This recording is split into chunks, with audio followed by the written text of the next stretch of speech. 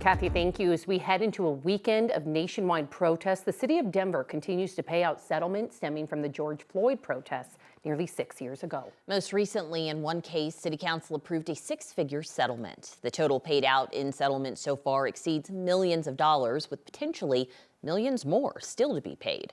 9 News investigative reporter Jeremy Hohola has more on these payouts and who recently received another settlement. What case was this, Jeremy? Yeah, hi Alex. This is taxpayer money coming from the city's fund that covers lawsuit settlements. And 6 years later, the protests continue to impact people today, especially for the most recent plaintiff who was paid. A quick warning here. This story will have a graphic description of an injury, but he wants the public to understand it. As protesters and police clashed downtown in the summer of 2020, Stephen Fink was there and among the dozens of people injured. He doesn't hold back what happened. I was shot with a 40mm rubber round from one of those shotgun-looking guns in my genitals from 10 or so feet away. During our interview, he requested we mention his specific injury, even if it sounds graphic. The round ruptured a testicle, prompting immense physical pain and severe emotional trauma, according to a lawsuit he filed against city police.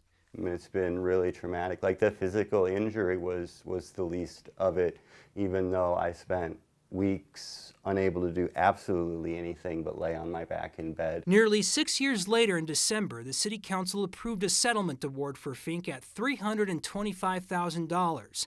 That's a fraction of payouts over the last 6 years, including people who've claimed skull fractures and permanent loss of eyesight. We cannot ignore the harm that was caused in those protests, right? Julia Richmond started with the Citizens Oversight Board 6 months before the protests erupted.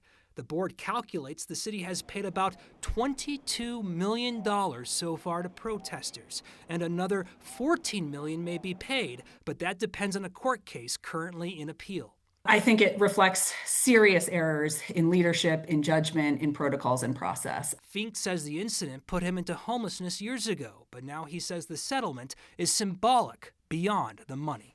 But I know that now is the time that I can actually start healing. And since a lot of these lawsuits have been filed, Denver police have made a number of changes to policy, how it handles protests, including eliminating those type of rounds Fink was hit with and also when it uses pepper balls. So lots of changes. Back to you guys.